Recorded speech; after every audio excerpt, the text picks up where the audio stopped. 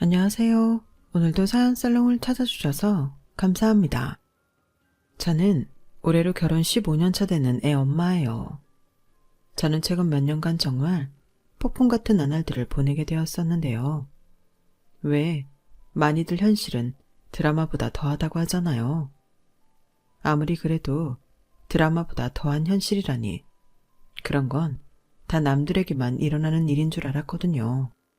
그런데 지난 몇 년 동안 저는 TV 드라마보다도 훨씬 잔인한 현실을 온몸으로 겪어야만 했답니다. 다행히 지금은 모든 것이 지난 과거가 되어버렸지만 그 당시에는 너무나도 힘들었어요. 저의 기가 막힌 사연을 여러분에게 털어놓고자 이렇게 글을 쓰게 되었답니다. 꼭 끝까지 들어주세요. 저희 부부는 같은 건물에서 일을 하는 맞벌이 부부인데요.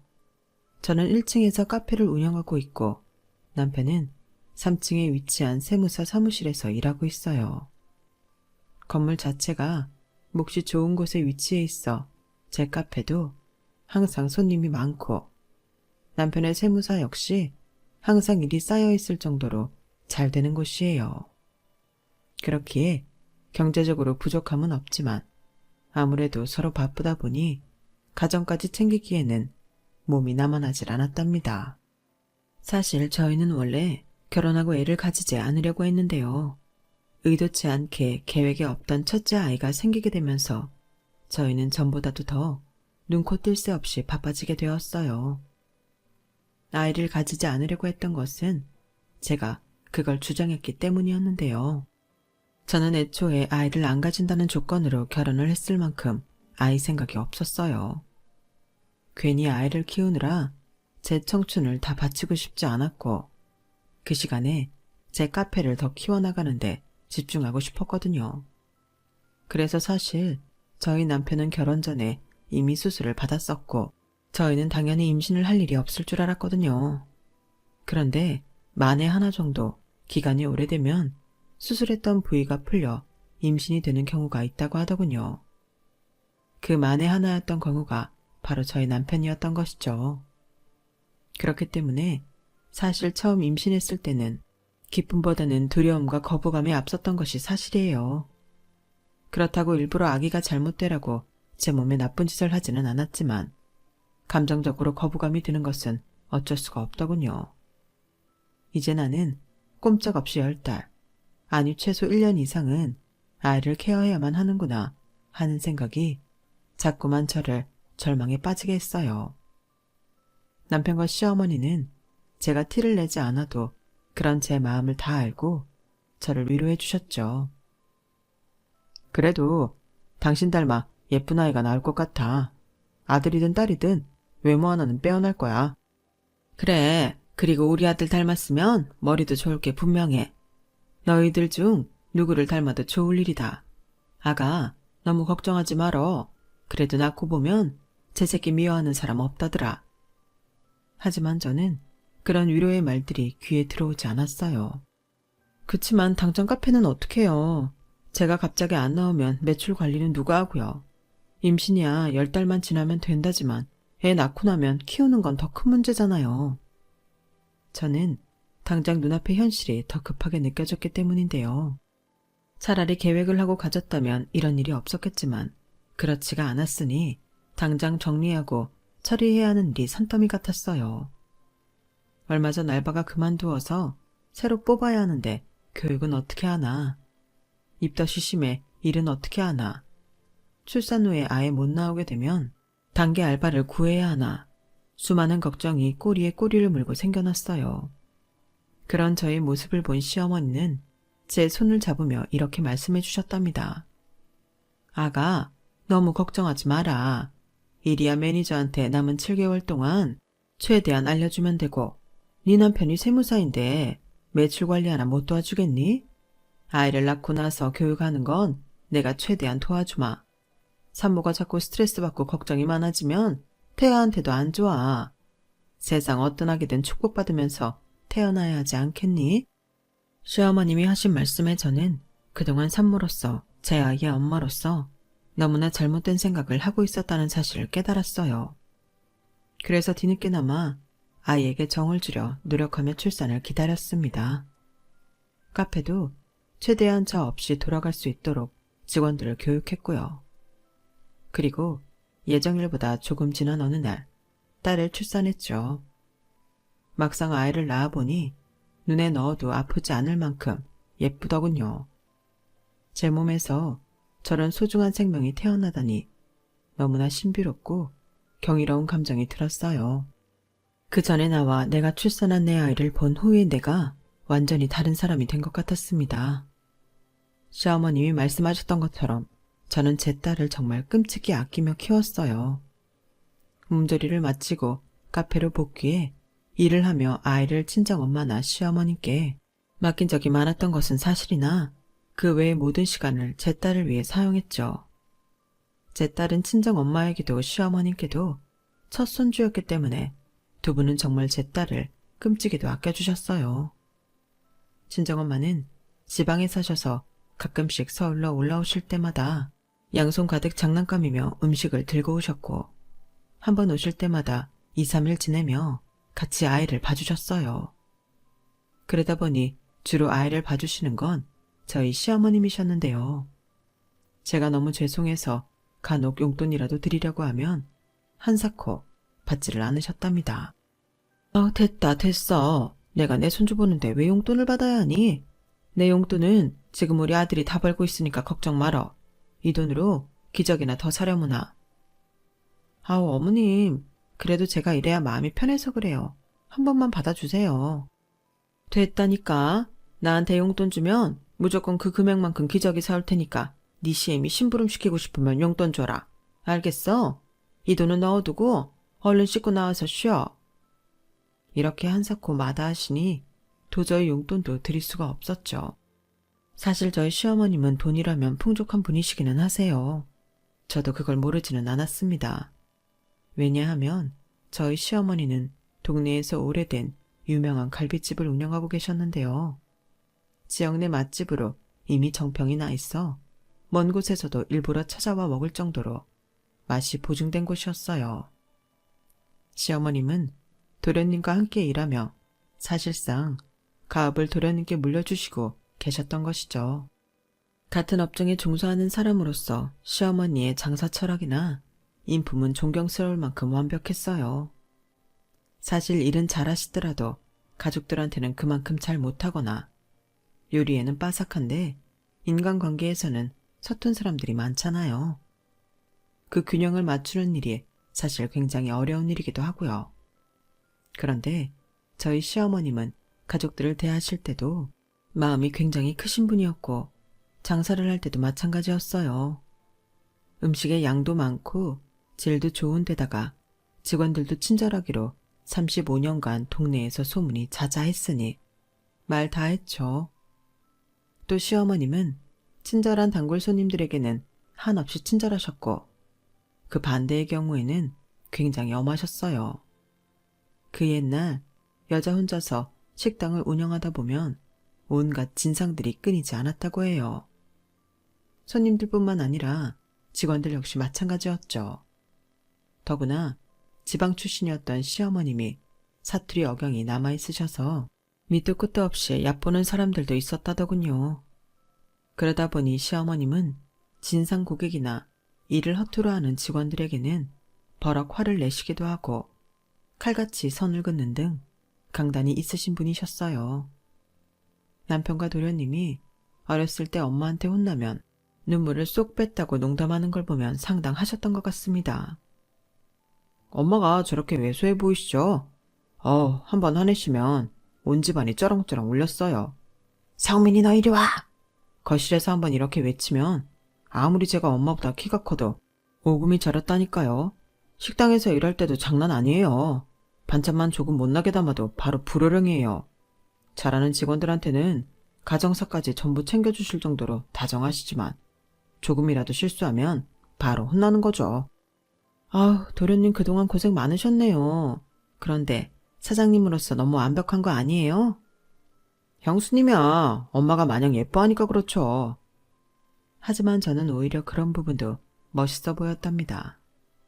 저 역시 카페를 운영하다 보면 진상 손님이 꼬일 수밖에 없고 모든 직원들이 착하기만 한 것은 아니었으니까요. 그런 부분에서 시어머님의 노하우가 그저 멋있어 보이기만 했어요.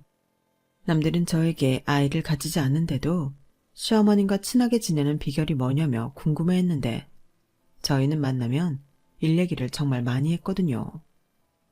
저와 시어머님은 항상 수다가 끊이질 않았는데 그로 인해 저는 시어머님께 사업적으로 많은 팁을 얻고 고민 상담까지 할 수 있었답니다. 그런 시어머니께서 저희 딸의 육아를 도와주시니 한없이 감사했죠. 시어머님은 제가 카페에서 일하는 시간이 너무 길어지지 않게 직원들을 교육하고 관리하는 법을 차근히 알려주셨어요. 저는 평소에도 시어머님의 말씀을 곧 잘 따랐기에 이번에도 시어머님의 가르침대로 일과 육아를 병행하며 균형을 맞추는 법을 조금씩 터득할 수 있었고요. 그렇게 저희는 다 같이 노력해서 딸도 건강하게 키워냈고 남편은 기록적인 매출을 찍었으며 저는 2호점을 낼 만큼 카페를 번창시킬 수 있었답니다. 그리고 저희 부부에게는 또 한 번의 기적이 찾아와 주었어요. 제가 둘째를 출산하게 된 것이었죠. 딸에게는 미안하지만 첫째 때와는 달리 저는 굉장히 기뻤어요. 우리 딸이 원하던 동생이 생기기도 했고 전과 달리 이때에는 육아의 기쁨을 알아버렸기 때문이었죠. 저는 귀여운 아들을 출산했고 하루하루 행복하게 아이를 키우고 있었는데요. 물론 이때도 시어머님의 도움을 많이 받았지만 전과는 달리 제가 둘째를 어린이집에 보낼 수 있을 때까지 처음 2년 동안은 아이의 육아에만 전념했어요. 그 이후에도 남편과 제가 번갈아 가면서 일찍 퇴근해 아이들을 돌봤고요. 왜냐면 저희 시어머님은 그때쯤 몸이 많이 약해지셔서 예전처럼 육아를 감당하실 수가 없었기 때문이었어요. 식당 일도 오전 장사만 하시고 그 이후는 아예 도련님한테 맡기시는 정도였거든요. 연세가 연세이다 보니 아무래도 몸 여기저기에 병을 달고 사셨고 특히나 식당 일을 많이 하셨던 시어머님은 관절이 많이 약해지신 상태였어요. 무릎과 허리가 많이 약해지시니 지팡이를 짚을 수밖에 없으셨고 꾸준히 병원에 가서 물리치료도 받으셔야 했고요. 때문에 저희는 저희 아이의 육아와 시어머님의 건강 체크를 동시에 해야 했고 최대한 시어머님 혼자 아이들과 있는 시간은 적게 두려고 노력했죠. 그래도 시어머님은 연세에 비해서는 정정하셨고 저희는 그렇게 바쁘지만 행복하게 살아가고 있었는데요. 어느 날부터인가 저희 둘째가 조금 이상한 거예요. 처음에는 얌전하고 순한 아이인 줄로만 알았는데 나이가 차도 또래 아이들보다 말이 현저하게 늦는 거예요. 아니, 늦는 것도 아니고 말을 거의 하지 못했어요. 걱정이 되었던 저희는 아들을 병원에 데려가 검사를 받아보았는데 그곳에서 엄청난 말을 듣고 말았는데요. 의사 선생님은 조금 어려워하시며 말씀하시더군요. 환자분께서 난청이 있네요. 소리가 아예 안 들리는 건 아닌 것 같지만 아마 일상생활이 그동안 어려웠을 겁니다. 일단 약을 복용하고 치료를 계속하면서 추이를 좀 지켜봐야 할 것 같고요. 혹시 가족분들 중에 청력장애가 있으신 분이 있으세요? 아니면 환자분이 더 어렸을 때 크게 아팠던 적이 있나요? 세균성 뇌망염이라든지.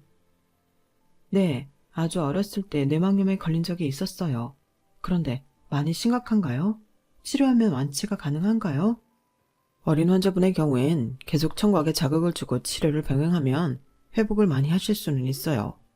완치까지는 장담할 수 없습니다. 하지만 최대한 회복하시면 일상생활은 가능하실 거예요. 의사 선생님의 친절한 말투가 저에게는 어찌나 그렇게 잔인하게 들리던지요. 모든 게 다 제 잘못인 것만 같은 죄책감이 크게 와서 아들을 데리고 병원을 나서는데 한 걸음 한 걸음 마음이 무너져 내렸죠. 소식을 들은 저희 가족들은 다 같이 슬퍼했지만 그럼에도 저희를 위로해 주셨어요. 친정엄마는 한달음에 서울까지 올라와 손주들과 저를 위로하며 돌봐주시다 가셨죠. 시어머님 역시 더 주의 깊게 아이를 보려고 노력한다고 해주셨고요. 하지만 야속하게도 아들의 난청은 점점 심해지기만 했답니다. 어찌나 속이 타들어갔는지 몰라요. 저희 부부는 그때부터 다시 바빠지기 시작했어요. 아들을 위해 더 열심히 일하고 전국에 있는 유명한 병원은 다 알아보며 주말마다 아들을 데려갔죠. 그러나 이런 저희의 노력에도 불구하고 저희 아들은 끝끝내 보청기를 떼지 못했어요.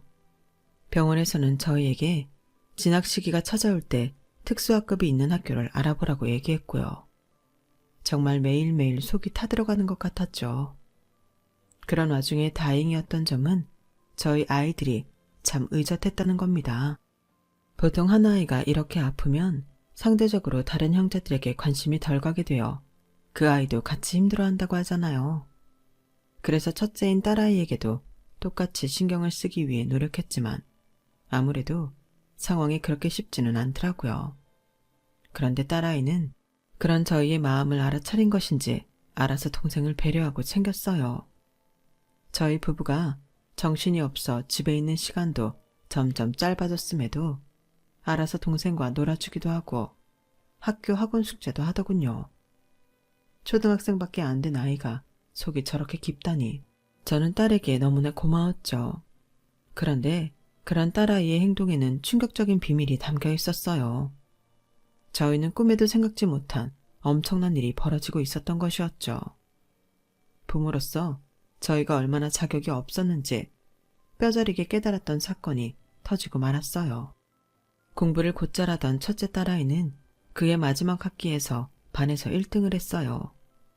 저희가 딸아이 공부를 많이 신경 써주지 못했는데도 딸아이는 알아서 공부를 열심히 하더니 결국 1등을 해낸 것이었죠. 그런 딸아이가 너무나 기특해서 저희는 작은 파티를 준비해 주었어요. 그리고 딸아이에게 선물을 해주고 싶어서 혹시 가지고 싶었던 것이 있는지 물었죠. 그런데 딸아이는 의외의 부탁을 하더군요. 앞으로 집에서 혼자 공부하고 싶은데 할머니 그만 오면 안 돼? 집에서 혼자? 갑자기 왜? 세연이 너 할머니 좋아하잖아. 할머니 없으면 세연이가 동생까지 돌봐줘야 할지도 모르는데 그게 더 신경 쓰이지 않겠어? 아니야. 내가 세연이도 잘 돌볼 수 있어. 그치만 너희는 아직 아이라 둘만 집에 두기에는 엄마 아빠가 걱정돼서 안 돼. 왜 갑자기 혼자 있고 싶었어? 혹시 엄마 아빠 없을 때 세훈이가 너무 많이 놀아달라고 해? 그냥 아니야. 저희 딸은 말끝을 흐리며 선물로는 장난감 핸드폰을 사달라고만 했어요. 저희는 딸아이가 원하는 걸 선물로 사줬죠. 뭔가 반응이 석연찮았지만 계속 물어도 답이 없으니 저희도 그냥 넘어갔죠. 그런데 딸아이는 거기서 그치지 않고 또 한 번 저희 부부에게 부탁을 했어요. 학기가 거의 끝나고 방학을 앞두고 있던 딸아이는 저희에게 방학 동안은 학원에 가고 싶지 않다고 했습니다. 엄마, 아빠, 나 학원 안 가도 돼. 집에서 공부하는 게 더 잘 되고, 그리고 세훈이도 돌봐줄 수 있어. 그게 더 좋은 것 같아. 세훈이 친구들이랑 같이 다니려고 학원 다닌다고 한 거 아니었어? 왜?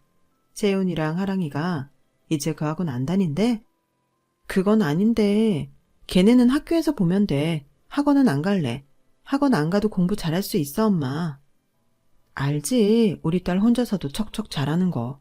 그런데 왜 갑자기 그런 생각이 들었는지 엄마 아빠가 궁금해서 그래. 저번에도 그렇고. 혹시 세훈이 때문에 그런 거라면 세훈이는 할머니가 잘 돌봐주시니까 걱정 안 해도 돼. 세훈이가 많이 도와줘서 너무 고마운데 세훈이는 세훈이 하고 싶은 거 먼저 생각하자. 저희 부부는 딸아이의 마음씨에 속으로 뭉클하기도 하고 마음이 아프기도 했어요. 첫째도 아직 아이인데 괜히 너무 일찍 철들게 했나 싶은 생각 때문에요. 하지만 딸아이의 다음 말들은 엄청난 반전이 있었죠. 아니야. 할머니가 잘 돌봐주시는 거 아니야. 요즘 할머니가 이상해. 자꾸 소리 지르고 욕해. 뭐라고? 세훈아, 그게 무슨 말이야? 할머니가? 응, 그리고 자꾸 물건들을 집어 던져. 저번에는 내 필통을 집어 던져서 이거 깨졌어. 실제로 플라스틱으로 되어 있던 딸아이의 필통 모서리가 금이 가 있더군요. 그러나 딸아이의 말을 저희 부부는 도저히 믿을 수가 없었어요. 저희가 알고 있는 시어머님은 아무리 화가 나는 상황이라도 큰 소리를 내지 않으시고 심지어 욕을 한다는 말은 더더욱 믿기가 힘든 말이었죠. 그렇다고 해서 저희 딸이 일부러 거짓말을 할 아이도 아니었거든요. 오히려 어릴 때부터 할머니 손에 자라서 저희 딸은 할머니를 굉장히 잘 따르고 좋아했는데 말이에요. 제가 아무 말도 못하고 당황하고 있는 차에 남편이 먼저 침착하게 말을 꺼냈어요. 세은이 말은 잘 알았어. 엄마 아빠가 앞으로 최대한 집에 있을게. 그런데 그러려면 시간이 조금 걸려. 그렇다고 세은이랑 세훈이 둘만 집에 두는 건 더 위험하니까 며칠 동안만 지금처럼 할머니가 봐주실 거야. 대신에 엄마 아빠가 거실에 홈캠을 설치해 줄게. 알았지? 그걸로 혹시 위험한 일 있으면 언제든지 달려와 줄 테니까 세연이도 걱정하지 말고 일단 며칠만 있어보자. 알았지? 그 말에 딸아이는 야무지게도 소리까지 들리는 카메라를 설치해달라고 했고 저희 부부는 그러겠다고 했어요. 그날 아이들을 재우고 저희 부부는 홈캠을 주문했어요. 인터넷으로 주문을 하는데 서로 아무 말도 하지 못했죠. 도대체 무슨 말부터 어떻게 꺼내야 될지 모르겠더라고요. 아마 남편도 마찬가지였을 거예요. 저희가 주문한 홈캠은 바로 그 다음날 도착했어요. 저희 부부는 각자의 핸드폰을 통해 실시간으로 그 영상을 보기로 했죠. 그 다음날 저는 일하는 내내 정신없이 핸드폰, 아니 정확히는 홈캠 화면에만 가 있었어요. 출근 시간이나 점심시간과 같은 피크타임에만 잠깐 집중했다가 조금이라도 한가해지면 어느새 눈은 다시 홈캠 화면으로 향했죠. 어머님은 오전 11시쯤 집에 오셨는데 제가 잠깐 피크타임에 일을 하고 왔던 2, 3시까지 별 탈 없는 것 같아 보였어요. 그런데 바로 그 순간 저는 경악하고 말았습니다. 갑자기 핸드폰에서 큰 소리가 났기 때문인데요. 이 퍼러지 같은 놈아, 내 말 안 들려? 홈캠에서 들린 시어머니의 목소리였어요. 한 번도 들어본 적 없는 시어머님의 큰 소리였죠. 곧이어 쾅 하는 소리가 들렸는데 거실에 있던 아들은 그 소리를 못 들은 것인지 계속 보던 TV를 보고 있었고 딸아이만 갑자기 안절부절하며 눈치를 보더군요. 시어머님은 화면에 나오지 않는 것으로 보아 아이들 방이나 현관에 있는 것 같았는데 곧이어 쾅쾅거리는 소리까지 들려왔어요. 그리곤 제가 차마 여러분들께 말씀드리기도 어려운 정도의 심한 욕을 퍼붓는 소리가 들려왔습니다. 이 귀머거리 같은 놈아, 내 말이 안 들리냐고. 알아들었으면 썩 꺼지란 말이야. 귀머거리라는 단어에 저는 하늘이 노래지는 것 같았죠. 혹시라도 제 아들이 그 말을 들었을까봐 오만 가지 생각이 다 들었어요. 설마 우리가 없을 때마다 아들에게 이런 욕을 해오셨던 건가 싶었죠. 그 와중에 동생을 꼭 껴안은 딸아이는 계속 홈캠을 쳐다만 보고만 있었고요. 저는 즉시 카페에서 나와 집으로 향했어요. 혹시라도 아이들이 다치기라도 할까봐 염려가 되었거든요. 하지만 그날따라 비가 오면서 도로는 말도 안 되게 꽉 막혀 있었고 저는 한참이나 지나서야 겨우 집에 도착할 수 있었답니다. 집에 가는 길이 얼마나 지옥 같던지요. 헐레벌떡 집으로 들어가자 집안은 언제 그랬냐는 듯 평화로운 모습이었어요. 시어머님은 평소 좋아하시던 프로를 소파에서 얌전히 보고 계셨고 옆에서는 딸아이가 숙제를 하고 있었고요. 아들은 딸 옆에서 새근새근 잠이 들어 있었어요. 시어머님은 저를 보고 평소처럼 왔니? 저녁은 먹고 왔어? 라며 인사를 하시더군요. 저는 일단 아이들을 방으로 들여보내고 시어머니께만 조용히 말씀드렸어요. 어머님, 혹시 저희 없을 때 무슨 일 없었어요? 일은 무슨 일? 왜 그러니? 무슨 일 있는 게야? 아니요. 혹시 어머님 저희 아이들한테 훈육도 하시나요? 그게 무슨 소리니? 알아듣게 설명해 보려무나. 전혀 아무것도 모르겠다는 순진무구한 얼굴로 저에겐 반문하시는 시어머님을 보자 갑자기 굉장히 이질적인 느낌이 들더군요. 시어머님이 그날따라 너무나 낯설게 느껴졌죠. 그런데 그때 남편이 저처럼 헐레벌떡 집 안으로 들어왔어요. 시어머님은 또 평온하게 왔니? 하고 인사를 하셨죠. 남편은 오자마자 시어머님께 소리쳤어요. 엄마, 뭐 하는 거야? 엄마 미쳤어? 우리 세훈이 소리 잘 안 들리는 걸 몰라서 그렇게 화를 냈어? 애가 다 알아들었으면 어쩌려고 그런 소리들을 해. 어떻게 애들한테 그런 욕들을 할 수가 있느냐고. 남편이 불같이 화를 내자 시어머님은 오히려 남편에게 똑같이 화를 내셨죠. 너 그게 무슨 소리야? 엄마한테 그게 무슨 말버릇이야? 너 미쳤니? 갑자기 왜 생사람을 잡고 있어? 너야말로 근거도 없이 어디서 큰 소리를 내니? 아까 애들 방에서 뭐 했어? 뭘 집어던졌길래 그런 소리가 나냐고. 그리고 애들한테 욕에 욕을 하면서 계속 소리 질렀잖아. 우리 아들한테 심한 소리 하는 거 내가 다 봤다고. 얼마나 깜짝 놀라는 줄 알아? 내가 언제? 하늘에 맹세코 나는 내 새끼들 아껴주기만 했어. 아니 내가 우리 손주들한테 욕을 했다는 거야? 너는 엄마를 뭘로 보고? 여기 증거가 있잖아. 엄마가 아까 이렇게 한 게 고스란히 다 찍혔는데 왜 발뺌하느냔 말이야. 그리고 남편은 아까 녹화되었던 영상을 틀어 소리를 들려주었어요. 그런데 시어머님은 자신의 목소리를 듣고도 전혀 흔들림 없이 당당하신 겁니다. 오히려 더욱 강경하게 발뺌을 하시더군요. 난 이런 적이 없어. 똑똑히 기억해. 이건 나 아니다. 나 정말 아니야. 누군가가 날 모함하려는 것 같다. 나는 이런 적이 없어. 이게 엄마 목소리가 아니면 누구 목소리냐고.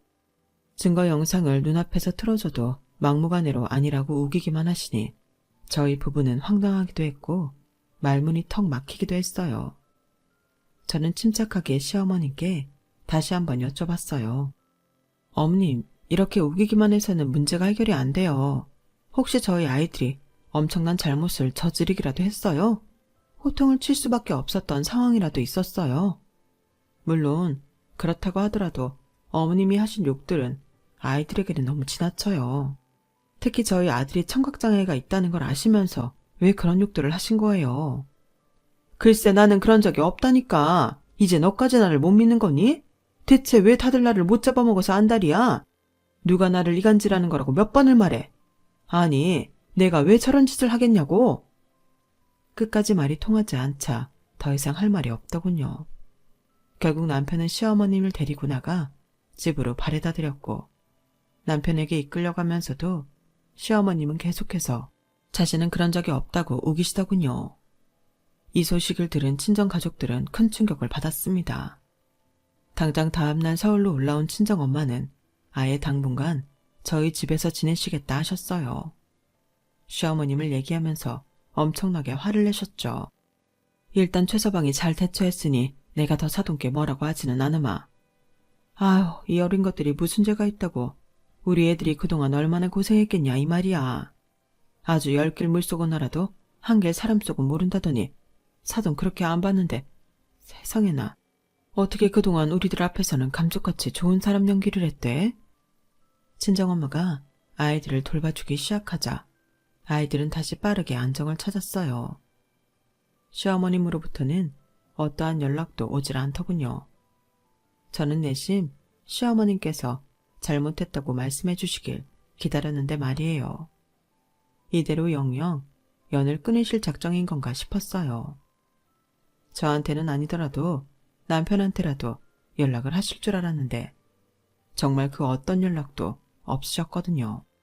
하지만 얼마 지나지 않아 곧 시어머님의 소식을 들을 수 있었어요. 시어머님이 직접 연락을 하신 것은 아니고 도련님이 남편에게 연락을 주신 거였죠.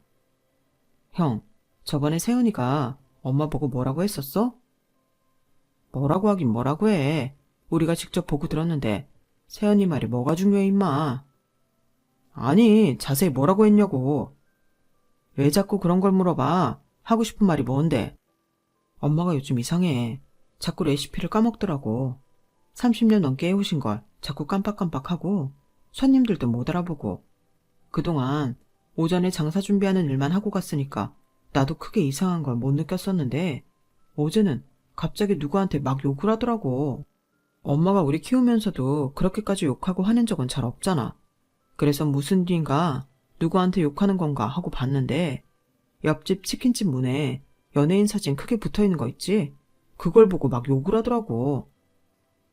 뭐라고? 그 안에 사람이 있었던 거 아니야? 아니야. 거긴 오후에 오픈해서 불도 다 꺼져 있었고 사람도 없었어. 엄마 데리고 병원 좀 가봐야겠어. 전화 내용을 옆에서 듣고 있던 저도 심장이 쿵 떨어지는 듯 했습니다. 저희는 바로 다음날 일을 빼고 시어머님을 모시고 병원에 갔어요. 고작 몇 주 만에 뵙는 시어머님이셨지만 예전보다도 훨씬 나이가 든 모습이셨어요. 흐트러진 머리와 푸석한 얼굴을 한 시어머님을 보니 불안했던 의심이 확신으로 바뀌더군요. 역시나 병원에서도 큰 반전은 일어나지 않았고요. 어머님께서는 여기를 오실 게 아니라 가까운 보건소나 치매 안심센터로 가보셔야 할 것 같아요. 연세도 있으시고 이미 진행도 많이 되실 것 같은데 원래 지적 능력이 높으신 분들은 초기에는 티가 잘 안 날 수가 있거든요. 이미 진행이 많이 되었다고요? 혹시 오진일 수는 없나요? 치매가 확실한가요? 보건소나 치매 안심센터에서 좀 더 확실한 진단을 내리겠지만 현재로서는 그렇습니다. 저희는 그것도 모르고 엄마가 감정 조절을 못하시는 줄로만 알았는데 치매 환자분들 중 그런 증상을 보이시는 분들이 꽤 되세요. 평소 가족분들이 보지 못했던 아예 다른 인격이 나오시기도 하고요. 환자분들에 따라 얼마든지 다양한 증상이 나올 수 있습니다. 이미 병세가 많이 진행된 상태라니 저희 세 사람은 크게 충격을 받은가 동시에 모두 눈물을 흘리고 말았습니다. 억장이 무너지는 것 같았어요. 그동안 시어머님의 아픔을 알아차리지 못해드렸다는 죄책감도 크게 왔고요. 남편은 병원 수납을 하고 운전을 하면서도 계속 넋이 나가 있었고 도련님은 시어머님께 속상함을 토로하셨어요. 아니 엄마, 그동안 불편한 거 없었어? 불편한 게 있으면 우리한테 연락을 했어야지. 우리가 멀리 사는 것도 아닌데. 내가 그동안 엄마랑 그렇게 붙어서 일하면서도 엄마 아픈 거 눈치 못 챈 거는 미안해. 그치만 엄마도 아프면 우리부터 불렀어야지 뭐 하고 있었어. 그게 어쩐지 이상하다 하긴 했어. 분명 핸드폰을 들었던 것 같은데 말이야. 그런데 그러고 나서 내가 연락을 안 했나 보구나. 그런 것도 모르고 그동안 제가 시어머님께 연락이 안 왔다고 서운해하고 있던 게 얼마나 후회됐는지 모릅니다. 안 그래도 연세도 있으신데 제가 충분히 먼저 연락을 드렸어도 됐을 텐데 하고 말이에요. 그리고 그 말을 듣고 생각해보니 시어머님이 아이들 방에서 소리를 지르고 하셨던 게 저희 아이들에게 욕한 게 아닐 수도 있다는 생각이 들더군요. 아이들 방에는 딸아이가 진열해 놓은 갖가지 인형들이 있었거든요. 음식점 문에 붙어있는 사람 사진을 보고 착각하셨을 정도라면 딸아이의 인형을 보고도 충분히 그러셨겠다 싶었어요. 사람 모양으로 예쁘게 나온 인형이라면 더더욱 그랬을 것 같았죠. 이후 곧바로 찾아간 치매 안심센터에서는 돌보미를 두거나 요양원을 보내는 걸 추천하셨어요. 치매라는 병이 가족들만의 애정으로만 돌봐드릴 수 있는 질병이 아니고 더군다나 공격성을 많이 띠는 환자는 더더욱 전문가가 필요하다면서요. 앞으로 병이 더 악화된다면 일어날 수 있는 일들을 살짝 설명해 주셨는데 눈앞이 아찔하더라고요. 그나마 다행이었던 것은 저희가 그래도 경제적으로 부족한 편이 아니었기 때문에 개인 돌보미를 부를 수가 있었다는 거예요. 미혼이셨던 도련님은 자취하던 집을 정리하고 시어머님 집으로 다시 들어갔죠.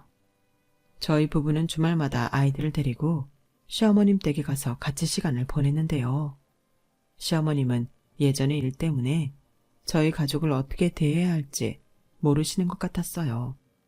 그전에는 스스로의 행동 자체가 기억이 안 나시니 당신이 결백하다고 굳게 믿고 있었지만 병원에 다녀오고 모든 사실을 알게 되시면서 시어머님은 굉장히 혼란스러워 하셨죠.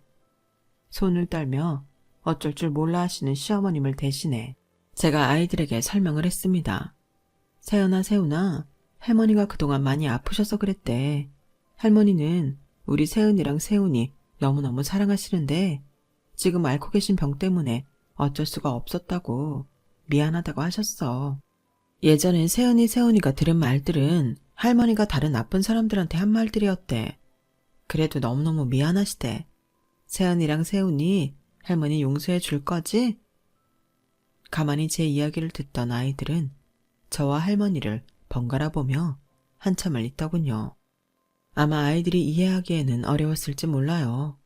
그런데 놀랍게도 둘째가 먼저 할머니에게 다가가 할머니 손을 호호하고 풀어주는 겁니다. 아마 제 이야기 중에서 할머니가 아프다는 말만 들렸나 봐요.